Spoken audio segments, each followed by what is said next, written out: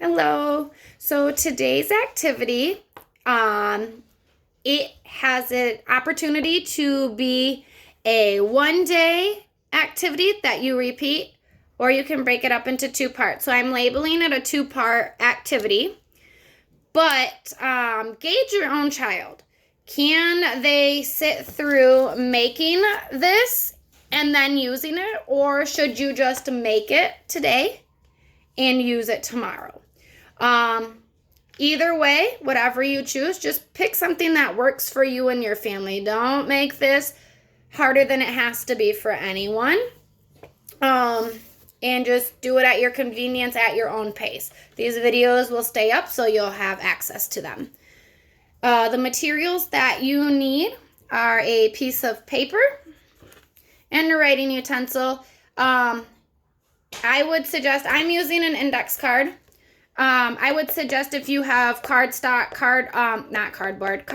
or construction paper, something a little bit thicker, I would recommend using that so that you can reuse these.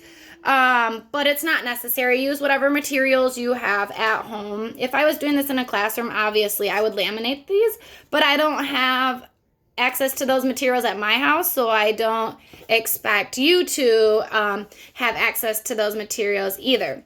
And I would encourage using a pencil if you have one at home. I never write in pencil, so I don't have a pencil at home. So just make it work for your family.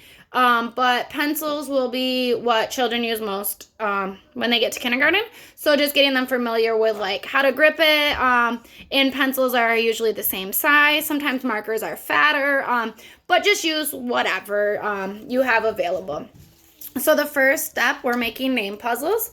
So the first step that you're going to do is have your child write the letters in their first name. And I'm going to show you how you're going to want them to write these. And this is a little untraditional in aspects of writing their name. So you're going to write from top to bottom. So obviously for me, H-O-L-L-Y, and you want to keep some space in between because they are going to be cutting them to make it into a puzzle. Now, if you have a longer name, you might want to flip it the opposite way, and then they could write across, or if they're having a hard time, do that way. Do whatever works for you, as I said.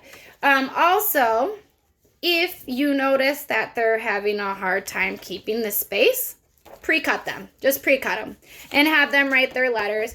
As you write letters, you're going to want to talk about how they're formed. So for example, for an H, you always start at the top, pull down, and slide across. For an O, you just circle around. An L, I'm going to pull straight down. L, I'm going to pull straight down. Y, I am going to slant to the right, then slant to the left.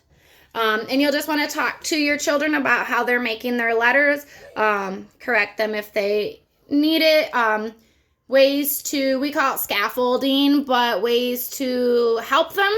You could write it in like highlighter, have them trace it, yellow marker, things like that so that they can see it, but you can also see their markings. And then the next step, and oh no, I did not have my scissors ready. Be prepared. That's what I'm going to say. Be prepared.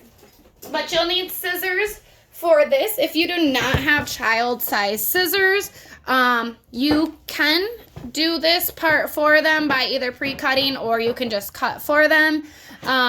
Also, you can just supervise them with the bigger ones. They might not have as much control. I have a child pair of scissors, so I have a preschooler at home. But you're all going to want to talk about scissor safety anytime you use scissors. Hold it in a fist when you are transporting them, like from wherever you store your art stuff to where they're going to sit down and do the activity at. Scissors are not weapons. How to properly hold scissors. Scissors are for paper only. Things of that nature. And then you're just going to have them cut to the best of their ability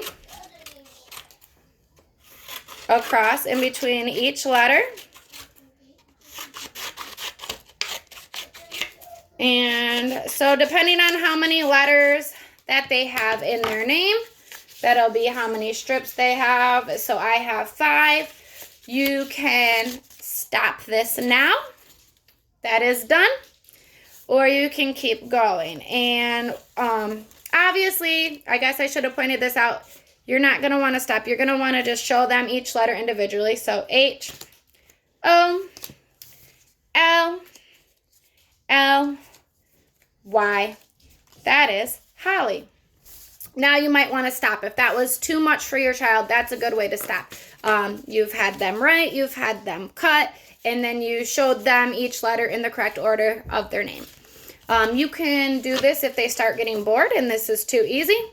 Write last names, write family member names, have them start practicing like important words to them. So siblings' names, pets' names, mom, dad, maybe grandma, grandpa. If they have a favorite toy, character, something like that, they can start spelling those words out. Foods that they like, anything of that nature. Just have them write anything that you can think of. But when you do the second part, you'll kind of mix them up, and then they have to put them back in order. So mine would be H again, followed by the O, L, L, Y, and then you can just keep mixing them up, or like I said, swap out for new words. And I would just say keep them engaged in this as long as it is. If it lasts 2 minutes, great. If it lasts 20 minutes, great.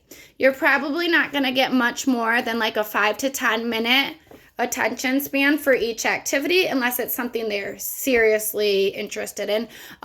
So just be prepared for that also. Thank you.